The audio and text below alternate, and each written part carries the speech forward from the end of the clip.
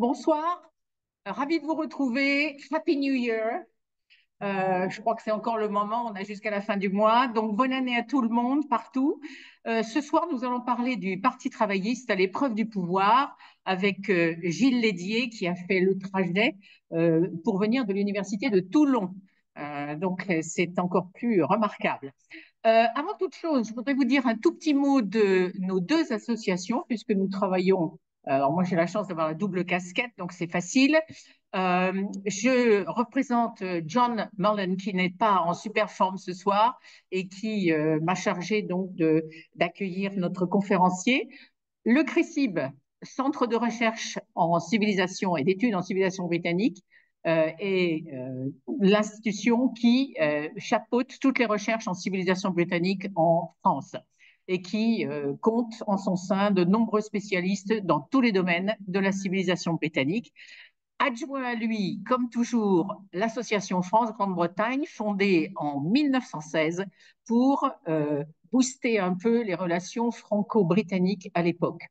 Et bien entendu, ce soir, nous sommes présents dans les régions et nous saluons tous nos amis des associations un peu partout en France et quelques-uns de mes étudiants en Grande-Bretagne qui suivent ce soir, peut-être avec un peu de difficulté parce que ça va être en français, mais ça leur fera beaucoup de bien. Alors, je passe la parole tout de suite à Gilles Lédier qui a eu la gentillesse de venir nous parler donc du Parti travailliste ce soir. Merci.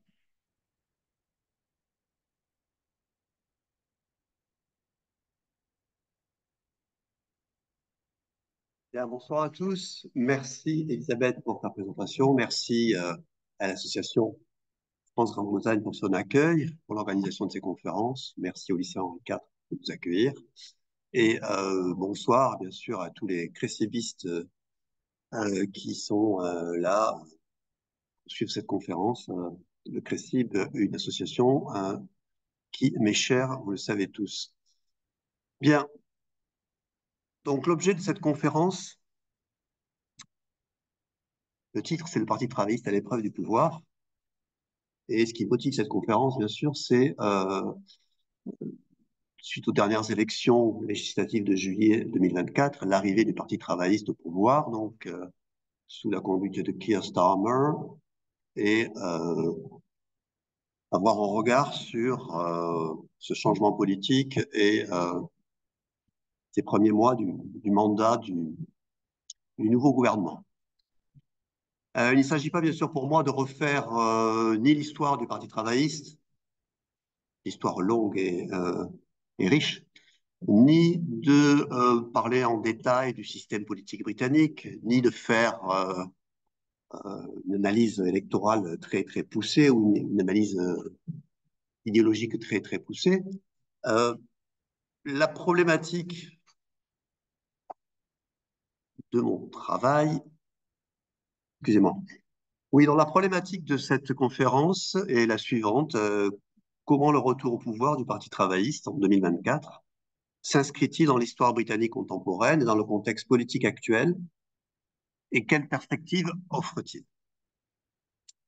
À cet effet, donc, mon exposé se déroulera en trois temps. Dans un premier temps, je reviendrai sur l'élection de juillet 2024 en essayant de la resituer dans l'actualité politique britannique récente et dans l'histoire aussi des victoires électorales du Parti travailliste.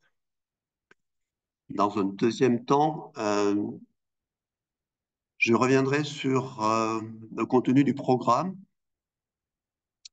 de l'offre programmatique du Parti travailliste, de son discours, tel qu'il a été présenté donc aux électeurs britanniques en juillet 2024 et qui a donc suscité un élan relativement important. Et dans un troisième temps, eh bien, on s'intéressera aux 6 premiers mois de gestion du gouvernement travailliste, en essayant de tirer quelques premières conclusions de ce mandat. Après 6 mois, bien sûr, c'est forcément provisoire et pas du tout définitif. Voilà, donc revenons dans un premier temps sur cette victoire du juillet 2024 qui a permis au Parti travailliste de revenir au pouvoir. Comme on peut le voir sur le schéma, donc il s'agit pour le Parti travailliste de la cinquième victoire, cinquième alternance avec le Parti conservateur, donc depuis la Seconde Guerre mondiale, depuis 1945. Je ne parle pas de l'entre-deux-guerres, au moment où Ramsay MacDonald avait était devenu Premier ministre. C'est une situation très particulière de gouvernement minoritaire et l'expérience avait été très courte. Non, depuis la Seconde Guerre mondiale, le Parti travailliste a gagné les élections en 45, ça a été confirmé en 50. Donc Attlee était Premier ministre, donc un premier mandat de 6 ans, vous le voyez en rose, suivi ensuite d'une alternance, donc le Parti conservateur au pouvoir pendant 13 ans, de 51 à 64, 3 victoires successives, et le leadership successif de Churchill, notamment Macmillan, Eden Macmillan. Ensuite, retour des travaillistes, nouvelle victoire en 64, confirmée en 66, donc 2 victoires successives et 6 ans au gouvernement, 64-70. Ensuite, le retour des conservateurs, donc en 70 avec Edward Heath. Puis, à nouveau, le retour des travaillistes dans les années 70 en 74. 74, il y a eu 2 élections, février et octobre. Initialement, Harold Wilson, Premier ministre, pendant 2 ans, suivi de James Callaghan pendant 3 ans, mais au total, un mandat de 5 ans du Parti travailliste. Ensuite, ça a été la grande alternance, disons, des néoconservateurs, du néolibéralisme, avec Margaret Thatcher et John Major. Au total, les conservateurs ont gouverné pendant 18 ans. Ils ont gagné 4 élections successives, 79, 83, 87, 82. Et ensuite, enfin, la dernière victoire travailliste date de 1997. C'est le moment New Labour avec Tony Blair. Euh, Victoire en 97, victoire aussi en 2001, victoire en 2005. Et donc, au total, 13 ans de gouvernement travailliste. D'abord sous le leadership de Blair pendant 10 ans, puis sous le leadership de Gordon Brown pendant 3 ans. Donc, c'est à ce jour la plus longue expérience de gouvernement travailliste. 13 ans au pouvoir, 3 victoires successives aux élections législatives. Donc 2024, c'est la 5e alternance post-Seconde Guerre mondiale des travaillistes. Alors, les précédentes victoires travaillistes, bien sûr, s'inscrivaient dans des contextes différents, des contextes politiques différents. Et avant de voir le contexte de l'élection de 2024, rappelons brièvement, à travers l'histoire politique, le contexte des précédentes victoires travaillistes. Celle de 45-51 correspond à la phase de reconstruction après la Seconde Guerre mondiale.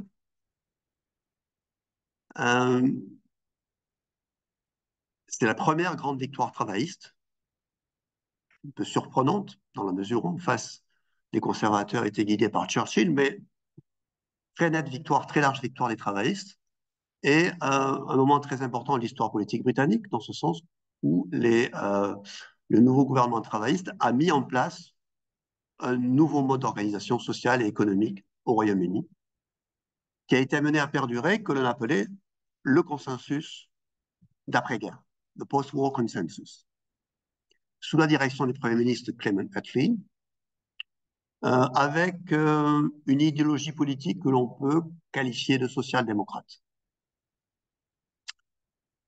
J'y reviendrai. 64-70, le retour des travaillistes au pouvoir après une longue alternance des conservateurs s'inscrit dans un contexte non plus de la reconstruction, mais celui des ce qu'on a appelé les 30 glorieuses, même si c'est la fin de la période des 30 glorieuses, les années de croissance économique, même si elles sont relatives au niveau britannique. Et là, je dirais que l'objectif des travaillistes, c'est de renforcer, de consolider ce consensus social-démocrate qui a été créé par eux en 1945 et qui a été dans une grande mesure préservé, continué par les conservateurs. Mais là, il s'agit pour eux de le renforcer, de l'amplifier. Toujours cette idéologie social-démocrate. 74-79, c'est un autre contexte. Un contexte de crise économique et sociale très forte. D'ailleurs, les alternances se succèdent assez rapidement entre conservateurs et travaillistes. Wilson revient au pouvoir en 1974, puis ensuite il laisse le leadership à Callahan. On est toujours dans l'idéologie social-démocrate, on est toujours dans le consensus. Mais là, il s'agit non plus de créer ce consensus, ni de le renforcer, mais il s'agit de le défendre, voire de le sauver. Parce que la situation de crise est très forte et vu les difficultés économiques et sociales du Royaume-Uni, la question qui est posée, c'est de savoir si ce consensus, fondé après la Seconde Guerre mondiale, est toujours opérationnel. Voilà, on sait que pour certains, notamment les néoconservateurs de Margaret Thatcher, donc ce consensus devait être abattu et que c'est un autre modèle euh, économique et social qui a été proposé à travers le thatcherisme et qui a mis en place, qui a mis fin à ce consensus des 3 décennies d'après-guerre. Donc le dernier retour des travaillistes au pouvoir en 97, celui du New Labour, s'inscrit dans un contexte complètement différent. On n'est plus dans la période des 3 décennies qui a suivi les années d'après-guerre. On est après la révolution néolibérale thatchérienne. Et il s'agit de faire autre chose, peut-être d'accepter une partie de la révolution libérale, néolibérale thatchérienne, mais de créer sans doute un nouveau consensus, d'installer un nouveau consensus sociétal, socio-économique, mais cette fois dirigé par les travaillistes. Au plan idéologique, j'y reviendrai, mais on peut dire que l'idéologie social-démocrate a été laissée de côté pour une autre idéologie que je définirais comme, sans trop simplifier, social-libéralisme. Donc voilà un petit peu cette historique. Et venons-en maintenant au contexte qui a caractérisé les élections récentes de juillet 2020.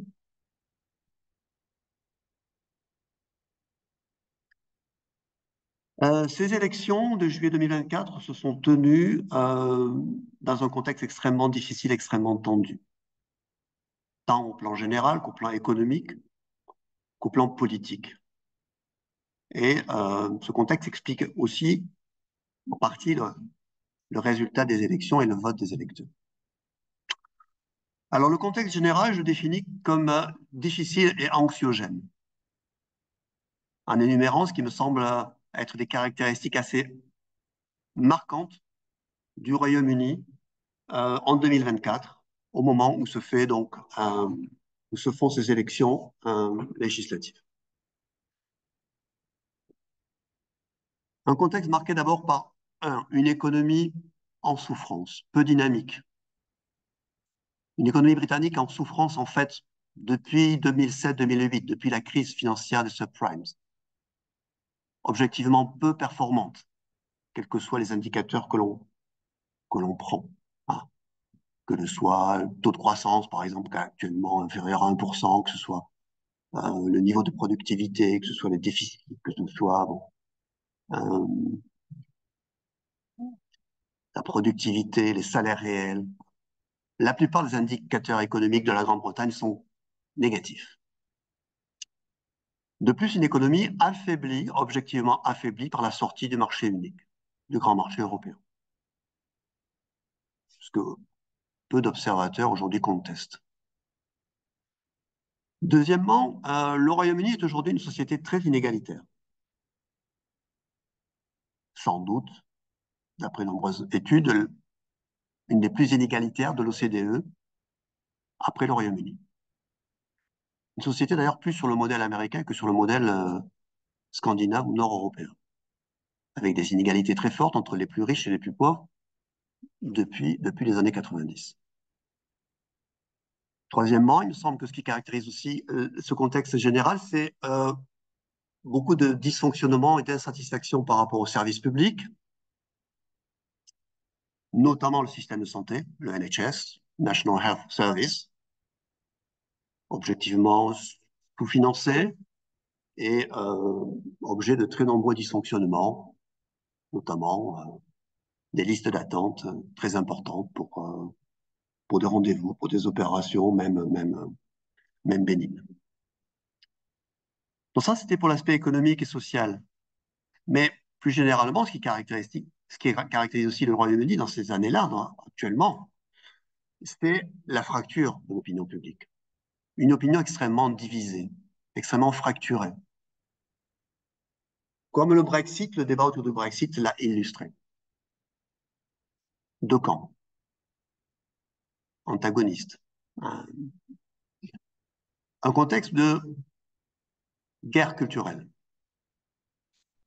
Par exemple, autour de l'idéologie woke. Bon. Il y a beaucoup d'ouvrages de référence sur les guerres culturelles dans les sociétés occidentales. Donc, je donne juste une référence là à travers l'ouvrage qui est présenté en exergue.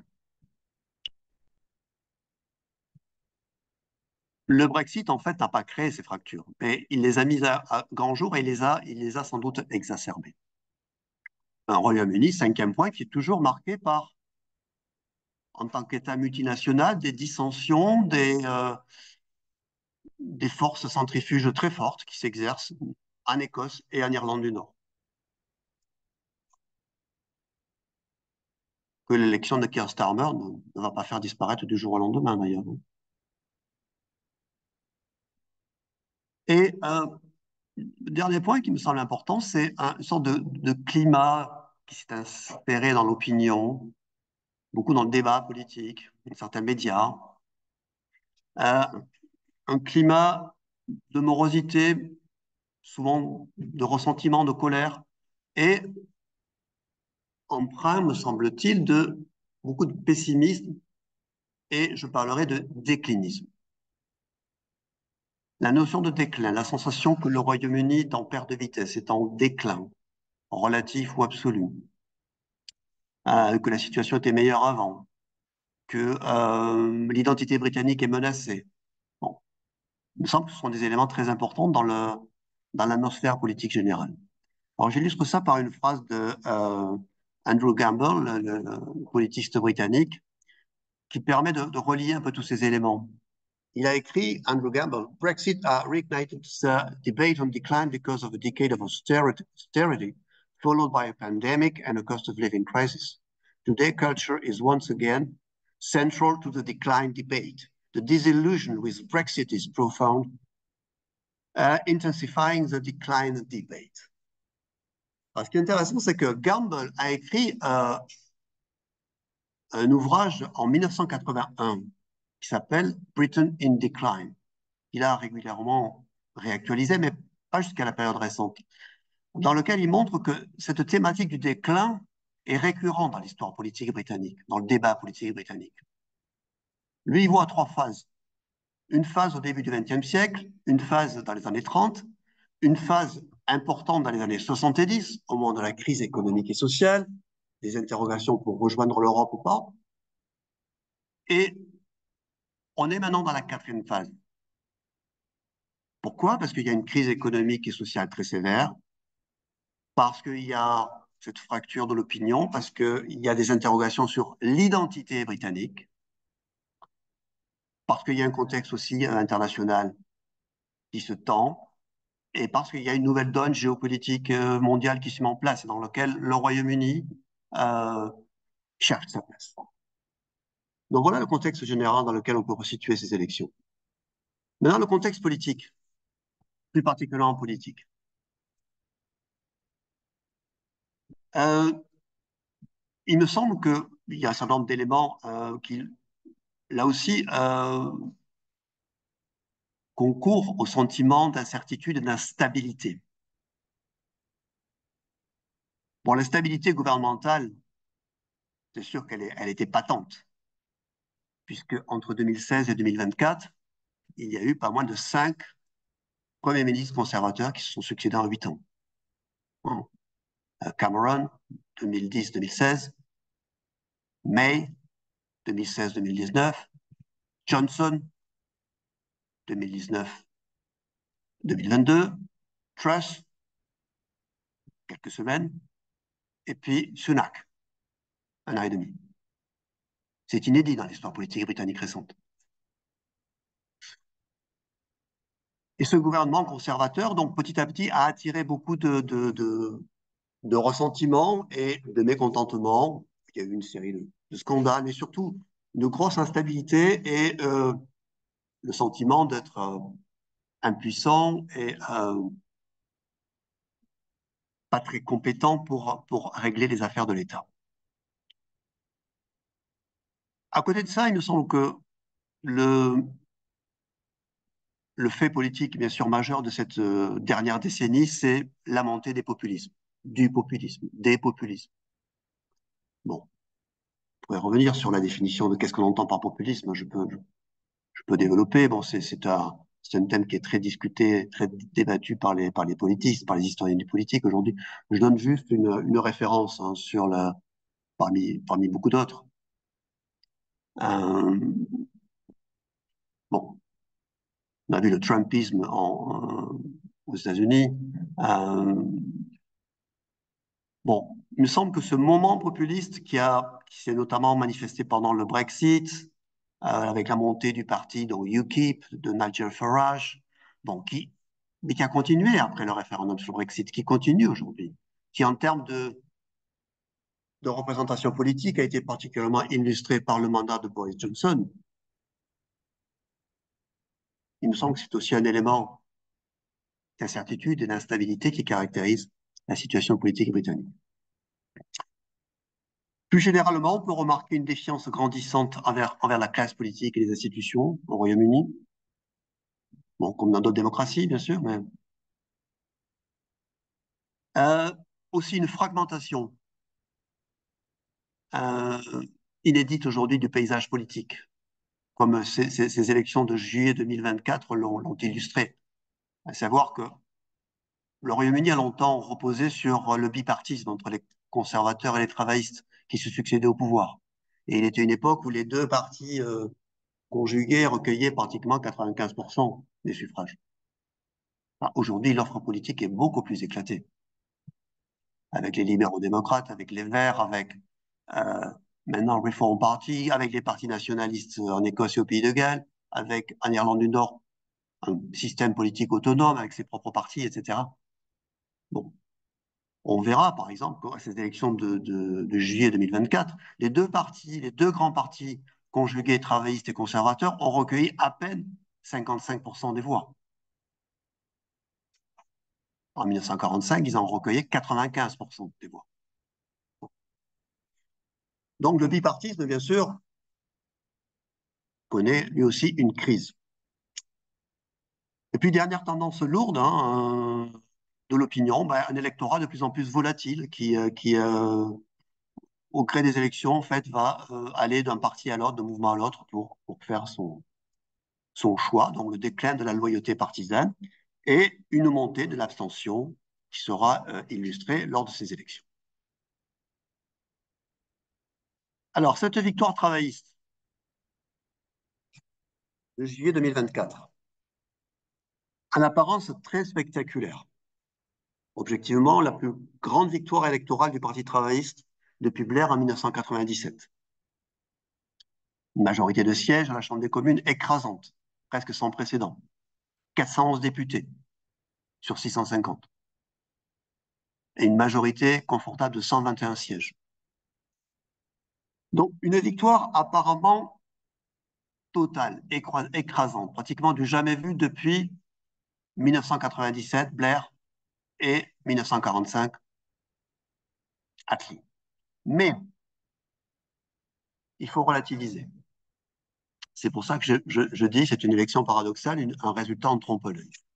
Parce que euh, le nombre de suffrages, le pourcentage de voix recueillis par le Parti travailliste était historiquement faible. Le plus faible de l'histoire britannique pour un parti au pouvoir. De fait, un Britannique sur 5 seulement a voté pour le Parti travailliste. Un Britannique sur 5. Dans un contexte de participation historiquement faible, moins de 60%. Et dans un contexte de fractionnement et de volatilité de l'électorat inédit.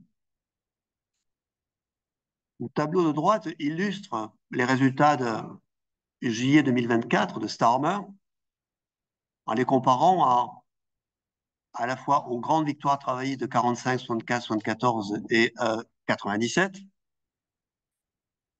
et même au score obtenu par le Parti travailliste de Jeremy Corbyn aux deux dernières élections précédentes de 2017 et 2019. Juste un exemple, en juillet 2024, Starmer, son Parti travailliste, a recueilli 9,7 millions de voix. Mais aux précédentes élections, le Parti travailliste, largement défait par les conservateurs, avait recueilli plus de voix, 10 millions,3. Et en 2017, le Parti travailliste de Jeremy Corbyn, là aussi défait par le Parti conservateur de Theresa May, avait recueilli 12,8 millions de voix. Soit en 2017, un parti travailliste défait a recueilli 3 millions de voix de plus qu'un parti travailliste largement victorieux en 2024. Donc, l'idée principale, bien sûr, c'est que cette victoire écrasante en termes de sièges, éclatante au sein du Parlement de Westminster, ne correspond pas à une réelle domination de la scène politique britannique. Au Parlement de Westminster, les travaillistes ont 63% des sièges, 63%, presque 2 sièges sur 3, alors qu'ils ont obtenu 33% des voix. Un électeur sur 3.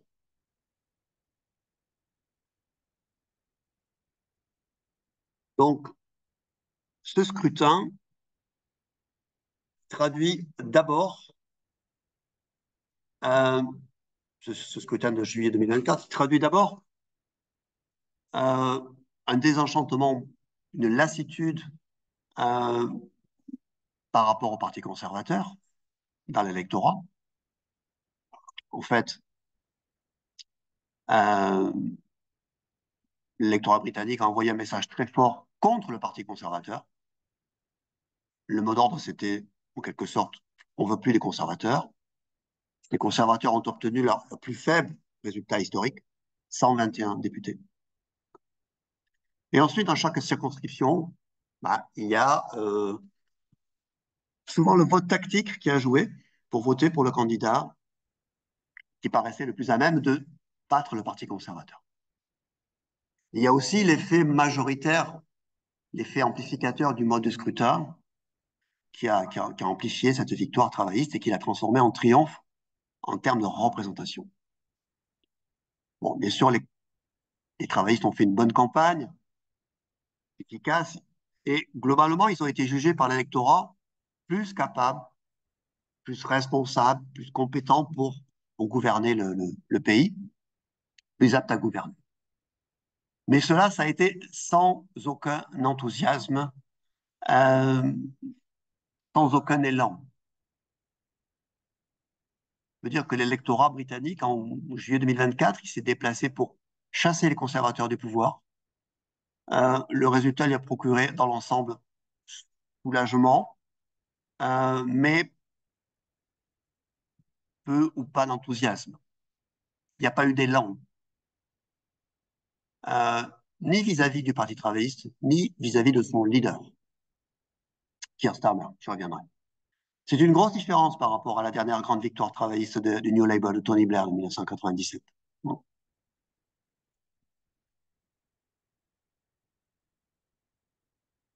Quelques mots sur l'électorat travailliste. Euh, En gros, qui a voté travailliste en 2024? Quel est l'électorat travailliste? Je ne sais pas si vous arrivez à lire le tableau. Désolé, il est peut-être un peu petit. Euh, bon, l'électorat travailliste, en fait, je le résume en disant que c'est un électorat plutôt jeune, plutôt diplômé, plutôt aisé, plutôt urbain, plutôt multiculturel et plutôt pro-européen. En gros, c'est le même électorat que celui qui a voté pour Remain en Europe lors du référendum de 2016. Si vous regardez le détail, on voit que l'électorat travailliste n'est pas particulièrement genré, hommes et femmes votent à peu près à égalité, selon le même pourcentage pour le Parti travailliste. Vous voyez que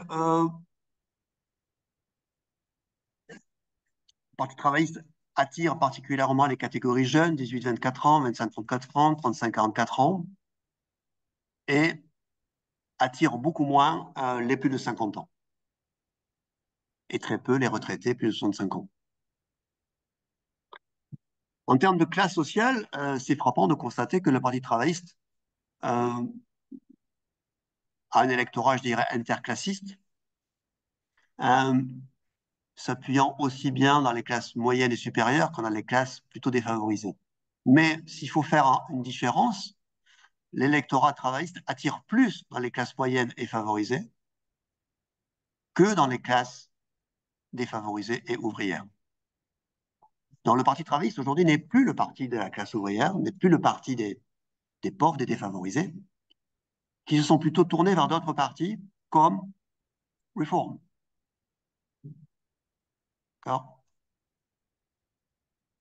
Par contre, le Parti travailliste attire plus les diplômés. Aujourd'hui, plus on est diplômé au Royaume-Uni, a priori, plus on a de chances, on est susceptible de voter pour le Parti travailliste. Là aussi, c'est une grande différence par rapport donc aux succès initiaux des partis travaillistes dans l'après-guerre, dans les années 50. D'accord. Bon, un balayage multiculturel montre que l'électorat issu des minorités ethniques continue de plus soutenir le Parti travailliste que les autres partis, notamment la communauté noire. Et enfin, bien sûr, par rapport au clivage européen, un gros pourcentage des électeurs qui avaient voté pour rester dans l'Europe, Remain, a voté travailliste. Alors que les électeurs du Leave de 2016 se sont reportés sur Reform Party ou sur le Parti conservateur. Voilà. Venons-en maintenant donc au deuxième point, le programme travailliste. Quelle était l'offre politique que présentaient les travaillistes aux électeurs lors de cette élection? Alors, le programme, je l'ai lu en détail. Il est intitulé It's Time for Change. It's Time for Change. Titre assez classique. Bon, c'est l'heure du changement. Et j'ai reproduit là la petite introduction faite par Keir Starmer parce qu'elle me semble assez significative. Donc, je ne sais pas si vous pouvez la lire. The election is about change, a chance to stop the endless conservative chaos that has directly harmed the finances of every family in Britain.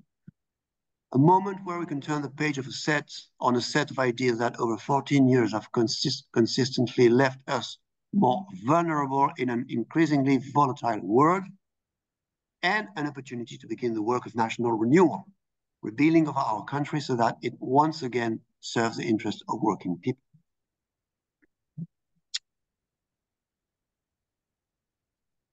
Alors, les têtes de chapitre du programme travailliste s'appellent Restore Hope, Stop the Chaos, Turn the Page, Rebuild Our Country. Parallèlement, dans ce programme, les partis travaillistes mettaient en avant 6 promesses, 6 engagements, ce qu'il appelait les premiers pas de gouvernement travailliste. Labour's first steps will.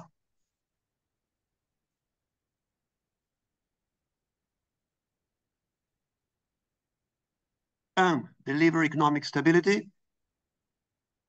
2, cut NHS waiting times.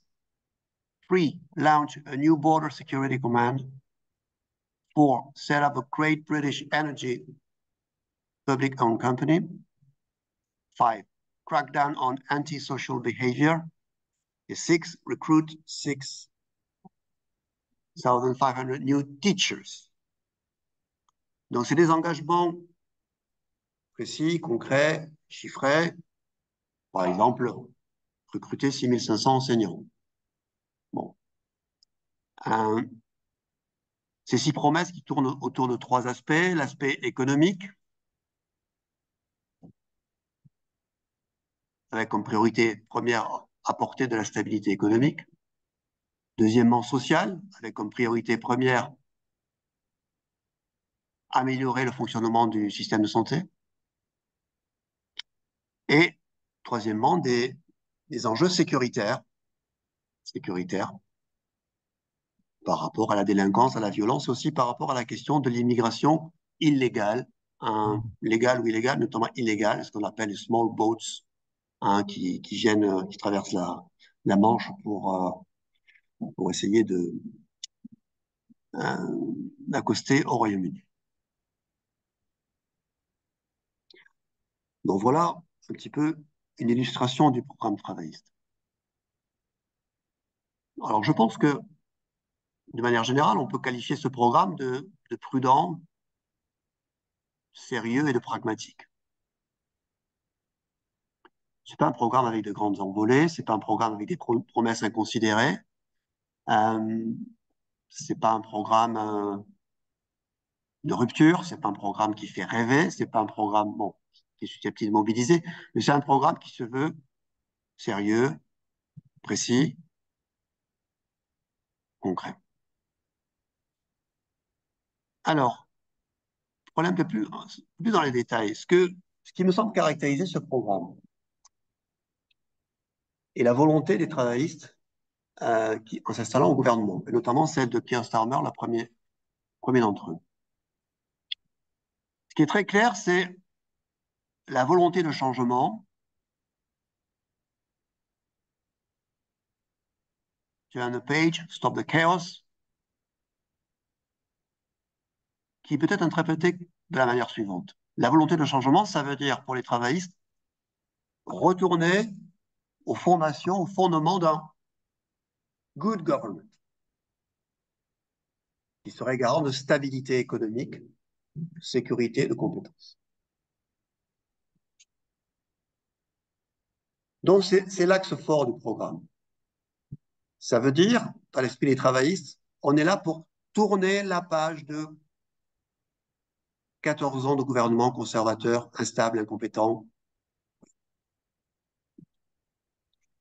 Et effectivement, si l'on regarde comment le programme parle de ces années de gouvernement conservateur, vécues, comme je l'ai dit, en Grande-Bretagne, dans une situation de crise et d'insécurité et de déclinisme, euh, il y a chez les travaillistes et chez Starmer la volonté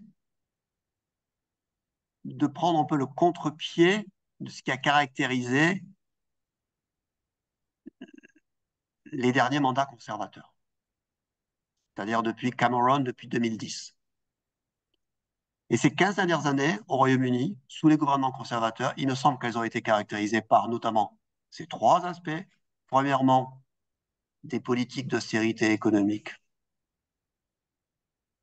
suite à la crise des subprimes de 2008, mais depuis l'arrivée de David Cameron au pouvoir en 2010, même un petit peu avant, mais bon, très clairement, ce sont des politiques d'austérité économique qui ont été mises en place par les gouvernements travaillistes. Ce qui a caractérisé cette dernière décennie aussi, ces 15 dernières années, c'est bien sûr un débat très clivant sur l'enjeu européen, qui a agité, qui a divisé, qui a fracturé l'opinion. Et puis, ce qui a bien sûr caractérisé ces dernières années, c'est la montée du populisme.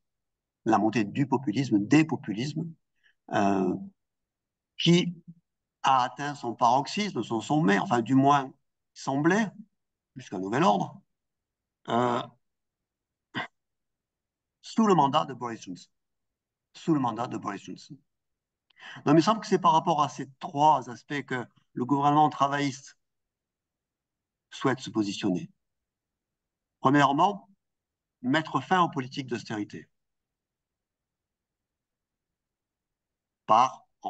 en essayant d'envisager une forme d'intervention de l'État qui pourrait un petit peu revenir dans le circuit économique, donner un petit peu de grain à moudre aux salariés. Enfin, bon.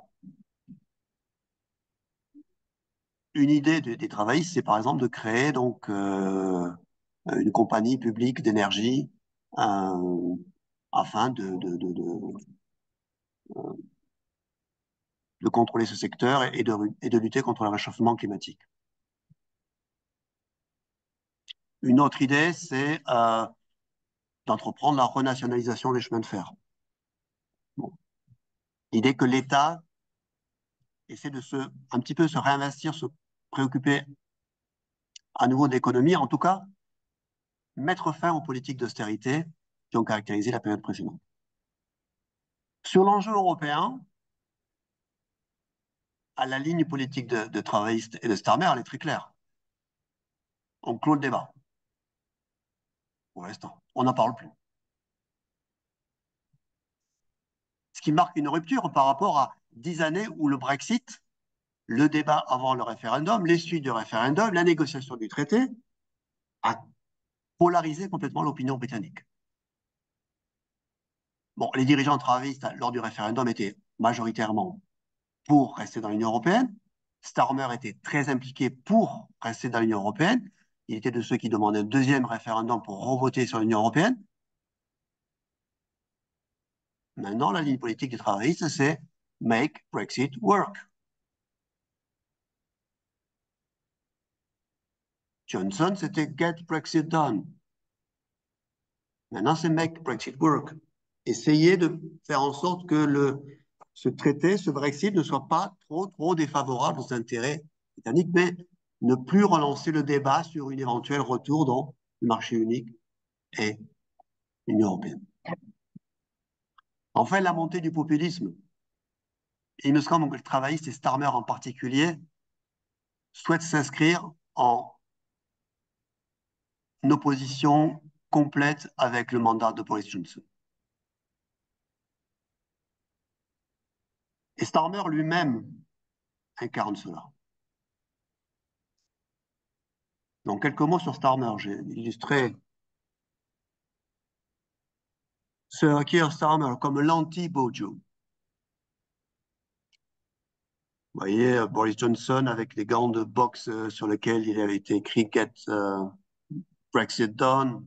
Boris Johnson en train d'haranguer la foule lors du débat sur le Brexit en promettant enfin, en proposant une fake news en fait, hein, sur le coût de l'Union européenne pour les Britanniques. Il me semble que sur le plan du fond comme de la forme, en termes de profil, en termes de carrière, comme en termes de façon dont Starmer conçoit sa fonction de chef de gouvernement, euh, il se pose comme le contre-modèle de Boris Johnson. Bon, j'ai essayé de résumer ça en quelques mots, hein, peut-être un peu provocateur, mais Johnson, Boris Johnson, un ex-journaliste, venu tôt à la politique. Je rappelle qu'il a été député en 2001, à 37 ans. On peut le définir comme un leader charismatique, une sorte de génie du populisme, pour qui la politique est aussi, avant tout, un jeu, du fun,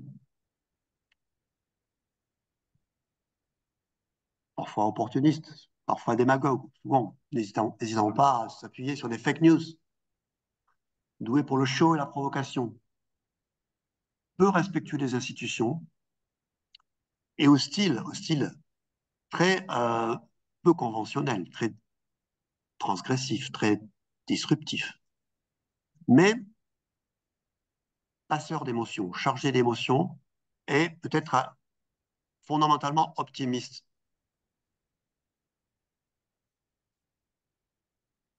Starmer, lui, a un autre parcours complètement différent.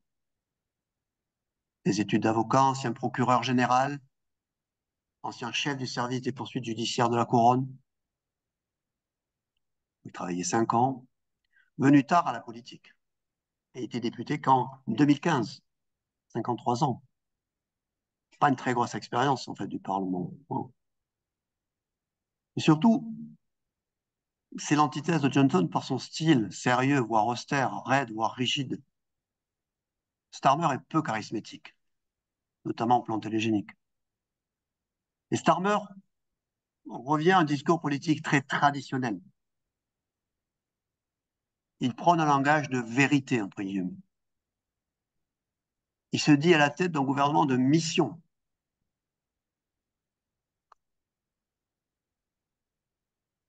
Politique, c'est pas un jeu. C'est pas un très bon communicant, Starmer. C'est surtout un piètre storyteller. Et on verra que, à mes yeux, ce qui manque beaucoup au discours du gouvernement travailliste à l'heure actuelle, c'est aussi un récit, une histoire à raconter aux travaillistes. Euh, on le voit dans son programme, Starmer, en fait, ce qu'il présente, c'est des priorités chiffrées. On va recruter 6 000 enseignants. On va recruter 12 000 policiers. On va essayer d'atteindre tel objectif chiffré en termes de croissance. Ouais. Il n'y a pas d'investissement, il n'y a pas d'empathie, il n'y a pas d'investissement émotionnel dans son discours. Euh, voilà. Et je pense que Starmer souffre quand même d'un certain déficit de popularité euh, pour ces raisons. Hein. Mais ça a toujours été le cas, en fait. Initialement, Starmer était très peu populaire. Il est redevenu un peu populaire à partir de 2022-23, au moment de Liz Truss. Bon, mais il n'a jamais atteint plus de 40% d'approbation, de taux d'approbation chez les Britanniques. Et aujourd'hui, il est redescendu à un niveau plus bas. Bon, voilà quelques remarques que je voulais faire sur le leadership et sur la figure du Premier ministre. Mais si on parle du fond maintenant, si on parle du cœur du programme, des valeurs, de l'idéologie, euh, ce qui me semble manquer à ce programme travailliste, et ce qui me semble être le deuxième élément de caractérisation, c'est que les travaillistes indiquent que leur objectif, c'est le changement. It's time for change. Mais le changement, ça veut simplement dire faire mieux que les conservateurs au pouvoir, ou moins mal. Se débarrasser des conservateurs. Mais ce qu'on a du mal à cerner, c'est le changement. Oui, mais pourquoi faire? Pourquoi faire? Quel est le projet? Quelle est leur vision du Royaume-Uni? Euh, Quel est le récit national que porte le gouvernement travailliste et que porte Starmer? Et même, quelles sont les valeurs dominantes aujourd'hui pour le Parti travailliste qui doivent être plébiscitées dans la société? Starmer parle en permanence de serving the interests of working people. Voilà, serving the interests of the working people. Il parle plus de working class people, il parle de working people. Et si on creuse un peu les valeurs qu'il y a derrière son discours, c'est celle service, respect, hard work, dignité, décence.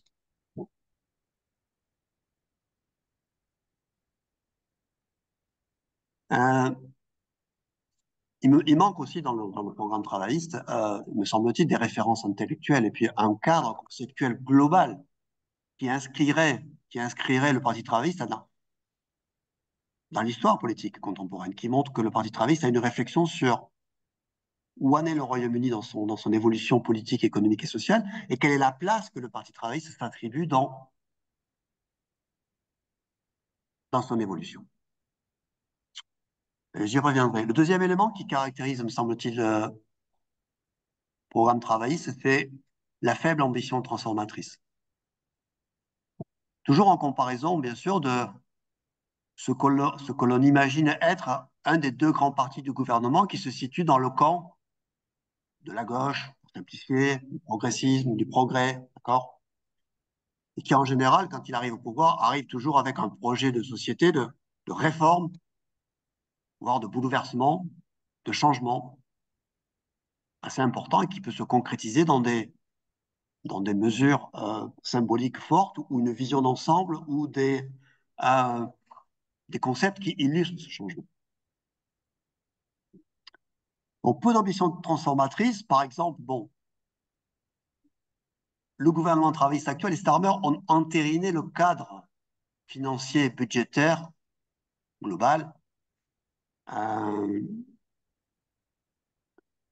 celui de la politique de l'offre, donc légué par les conservateurs. Il n'est pas question pour eux, a priori, de le remettre en question. Ça veut dire notamment des engagements pour réduire le déficit britannique à telle échéance ou pour ne pas augmenter les impôts, même si Starmer est un peu revenu là-dessus dans son premier budget.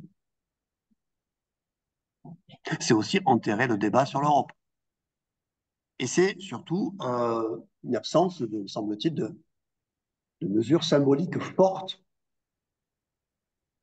au plan économique, social ou institutionnel qui pourraient incarner, illustrer ce que ce changement promis veut dire. Alors, ça me semble d'autant plus important que, encore une fois, dans l'histoire du Parti travailliste, c'est la troisième grande victoire, après 45 et 97, et que forcément, on peut faire la comparaison, le contraste avec ses précédentes victoires travaillistes, euh, dans lesquelles, me semble-t-il, il y avait à la fois une volonté transformatrice, réformatrice beaucoup plus forte, et puis il y avait aussi à chaque fois un projet global, un cadre conceptuel et des références actuelles intellectuelles marquants. Je prends le projet de 1945 des travaillistes, qui est de créer un nouveau modèle social économique d'inspiration social-démocrate, autour des valeurs d'égalité, de justice sociale, de solidarité. Il y a deux intellectuels qui ont porté ce projet, qui ont inspiré ce projet. C'est Keynes, économiste bien sûr, et Beveridge. Voilà. Keynes, qui a inspiré aussi Roosevelt et le New Deal, et qui a théorisé en fait l'intervention de l'État dans l'économie, la régulation de l'économie par l'État, la place de l'État dans l'économie. Au plan social, bien sûr, c'est le rapport Beveridge, publié pendant la guerre, qui anticipait la mise en place du système national de santé et du welfare state. Entre parenthèses, Keynes et Beveridge, deux intellectuels, pas travaillistes, hein, mais libéraux, proche du Parti libéral.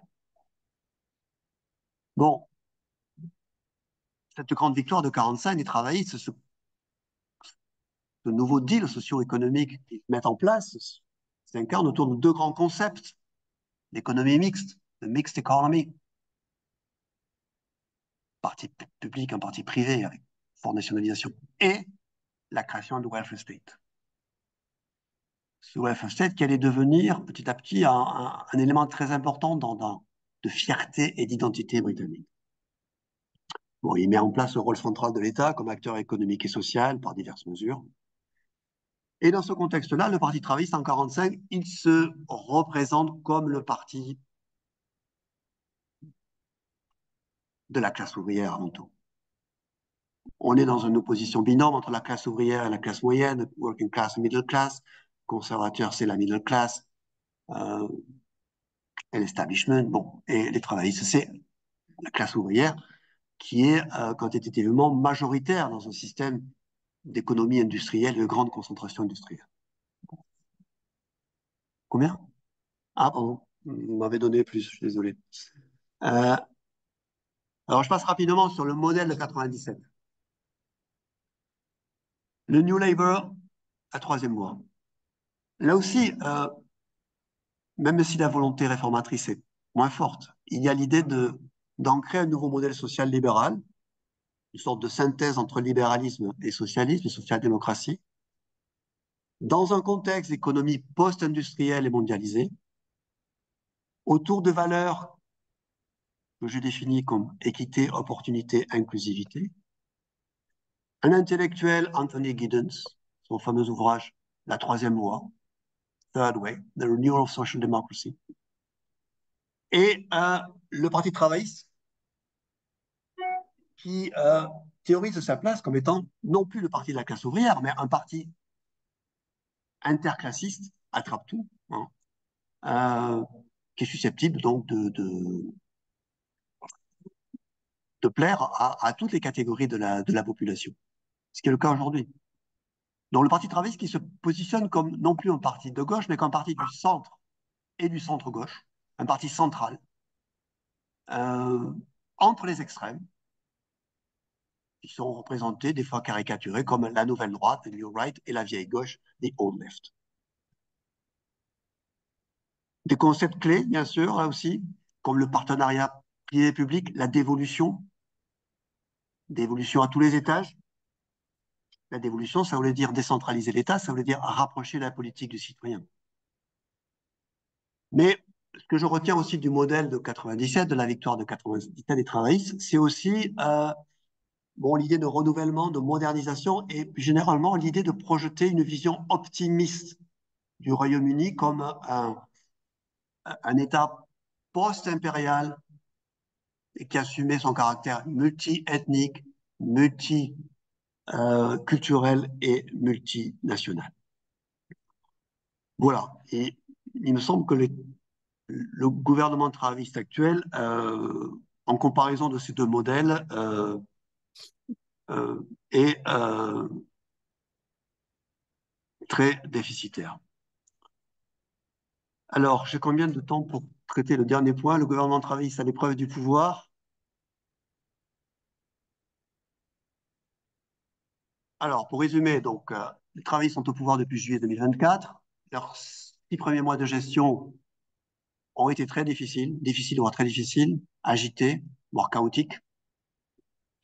Euh, il n'y a pas eu d'état de grâce. Il n'y a pas eu de dynamique positive créée par l'arrivée au gouvernement.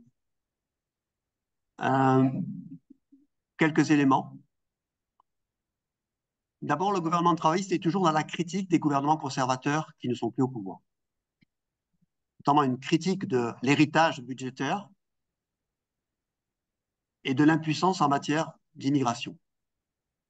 L'héritage budgétaire, c'est le fait que, une fois arrivés au pouvoir, les travaillistes ont estimé qu'il y avait un manque de 20 milliards dans le budget de l'État et que, bien sûr, ça changeait un petit peu la donne pour eux en termes de politique qu'ils pensaient pouvoir mettre en œuvre. Impuissance en matière d'immigration illégale parce que donc il y a beaucoup d'immigration illégale qui continue d'arriver au Royaume-Uni. Par ailleurs, en ce qui concerne l'immigration légale, il faut savoir qu'aujourd'hui, l'immigration légale est plus importante aujourd'hui au Royaume-Uni qu'à l'époque de l'Union européenne. Toi aussi, tiens, Certes, oui, beaucoup moins je d'Européens, mais il y a demande beaucoup plus d'un jour, hein. de migrants légaux venant d'autres pays. Oui, oui, nickel, toi. T'en es où? Euh, une série de décisions Et critiquées, toi? impopulaires, notamment la suppression des subventions à l'énergie pour 10 millions environ de retraités britanniques, Winter Fuel Payments, Ah oui, c'était sur un l'augmentation des frais planifié aussi, d'assurance pour ça? les employeurs, la création d'un impôt sur la succession pour les exploitations Oui, agricoles les plus aisées, différence un température. budget marqué par des hausses d'impôts. Des controverses politiques aussi dès le début, dès juillet, parce qu'il y a eu ces émeutes de caractère raciste menées par des extrémistes radicaux contre des demandeurs d'asile et Ah des bon? mosquées, suite au meurtre de plusieurs fillettes dans le nord de l'Angleterre. Oui, Euh, mais enfin, ça va pas durer parce qu'il va faire froid ce week-end, non? ça va? Entends ça. Et puis, même des polémiques personnelles autour euh, du fait que Starmer et son épouse aient accepté des dons importants en nature, ce qu'on appelait le gift cake, gift gate. Au plan positif, quelques mesures prises par le gouvernement Starmer, mais assez ciblées et que je dirais un manque de cohérence. Par exemple, augmentation des salaires des jeunes médecins de NHS au début, des taxes sur les écoles privées, et puis l'annonce du début de la renationalisation progressive du système ferroviaire. Les premiers mois difficiles s'y fait en sorte qu'en décembre, Keir Starmer a refait un grand discours pour une sorte on repart à zéro, hein, une sorte de reset. Je présente à nouveau mes objectifs, j'explique à nouveau ce que je souhaite faire. Il appelle ça des milestones, des foundations, des first steps, des missions, en se fixant comme objectif une réélection en 2029. Donc les travaux s'inscrivent dans un cadre d'un mandat long qui est censé durer 5 ans, donc ils ont encore 4 ans et demi. Ils veulent s'inscrire dans la durée. Ils disent que la situation est difficile, il y a des actions douloureuses à accepter, mais ils veulent être jugés sur ces objectifs. Et ils veulent être jugés sur ces objectifs au printemps 2029, lorsqu'auront lieu les prochaines élections. Alors on voit que c'est toujours des objectifs chiffrés, précis. Par exemple, objectif chiffré de réduction des listes d'attente dans les hôpitaux. Objectif chiffré de réussite scolaire. Construction d'un certain nombre de millions de nouveaux logements. Recrutement de policiers. Réduction des temps d'attente au NHS, etc. Donc c'est un peu plus précis, mais c'est toujours une vision de long terme qui rappelle que les temps sont très difficiles, qu'il ne peut pas y avoir de mesures symboliques fortes pour incarner le changement, que le redressement va être très compliqué. Et dans son message de vœux aux Britanniques, le 31 décembre récent, Starmer s'est en fait situé dans la lignée de Attlee en 1945. Il dit, nous sommes comme en 1945, il faut reconstruire le pays. Il faut reconstruire le pays.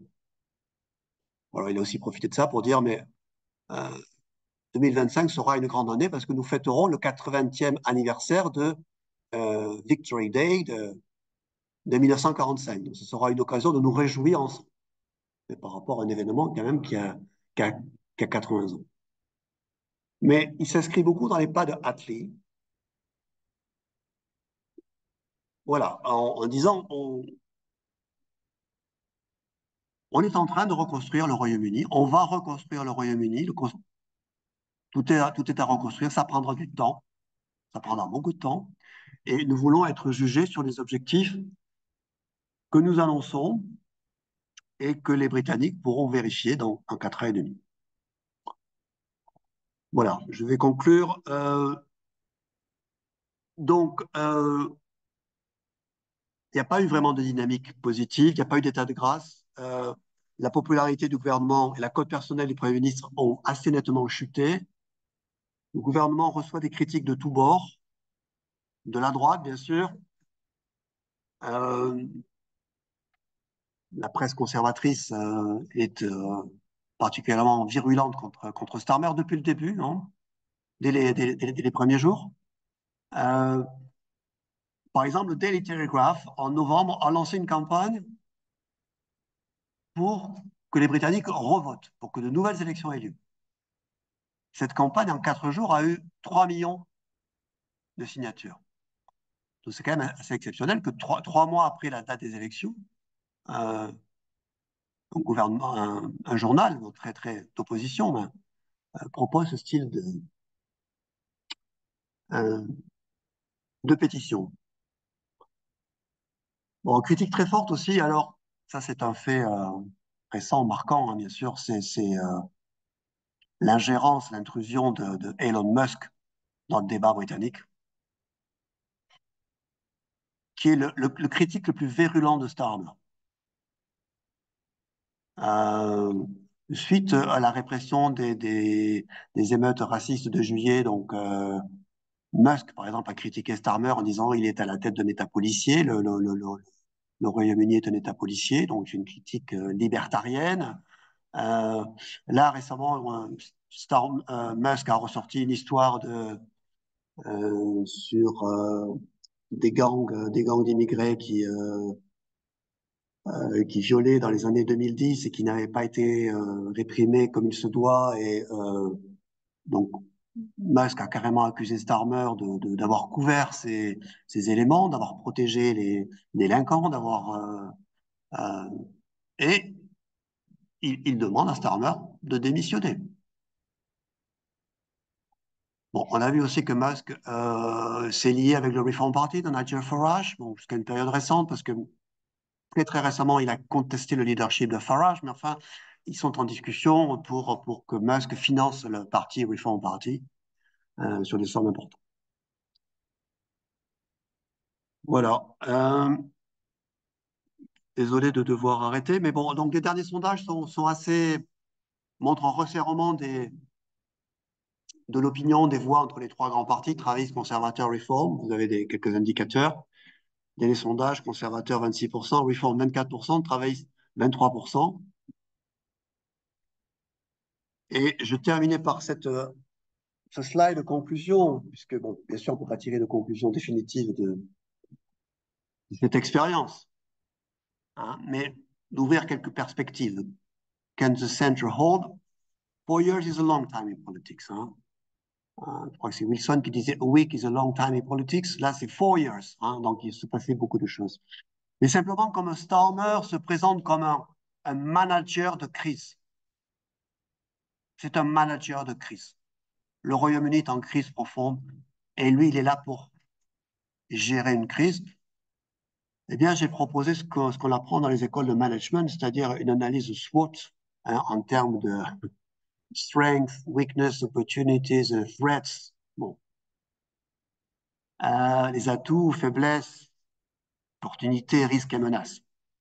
Principaux atouts de Starmer, c'est bien sûr sa stabilité, que lui offre sa grande majorité parlementaire, qui est pour l'instant disciplinée, qui lui offre une majorité confortable jusqu'en 2029. Le fait aussi que Starmer, c'est assez rare pour être souligné, mais les travaillistes ont été élus majoritaires dans les trois nations britanniques, non seulement l'Angleterre, mais aussi en Écosse et au Pays de Galles, et dans des territoires britanniques assez variés. Un autre atout de Starmer, me semble-t-il, dans la situation actuelle, est quand même la division de l'opposition. Le fait qu'il peut bénéficier d'une opposition qui va être fondamentalement divisée entre les conservateurs et le Reform Party. C'est quelque chose qui pourrait l'aider fondamentalement, comme suite à la grande crise des années 70, Margaret Thatcher arrivera au pouvoir en 79, dans un contexte très difficile, très contesté, très impopulaire, avait bénéficié du fait que l'opposition était divisée entre travaillistes et libéraux et sociaux-démocrates. Faiblesse, bien sûr, la persistance de tendances socio-économiques lourdes qui ne sont pas près de disparaître.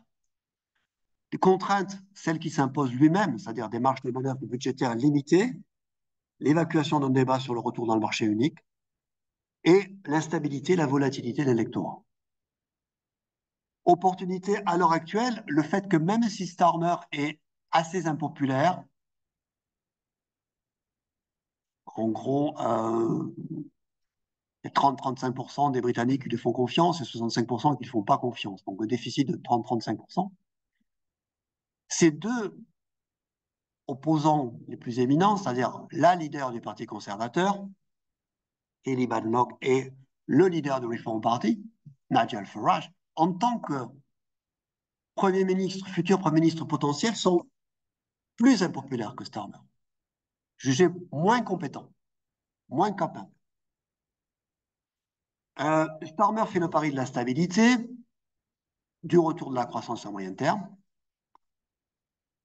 Peut-être envisage-t-il dans un second temps des réformes plus structurelles, d'envergure, ce serait possible au plan institutionnel, au plan économique et social, qui pourraient créer une dynamique en vue d'un projet.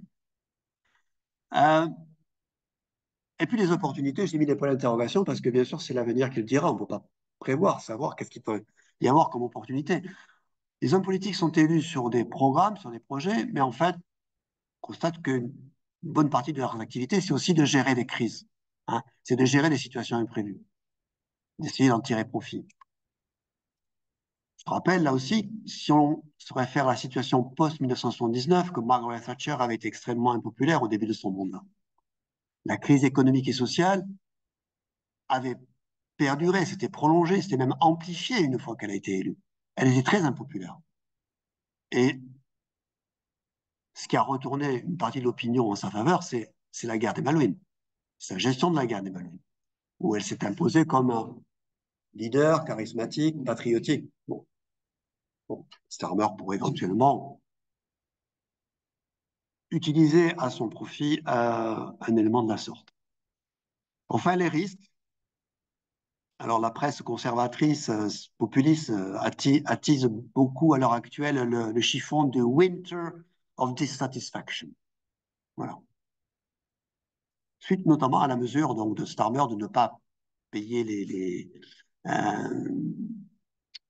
energy bills aux retraités. Bon, là aussi, la référence est 79, The Winter of Discontent, hein, quand le Parti travailliste avait été très impopulaire suite au mécontentement social.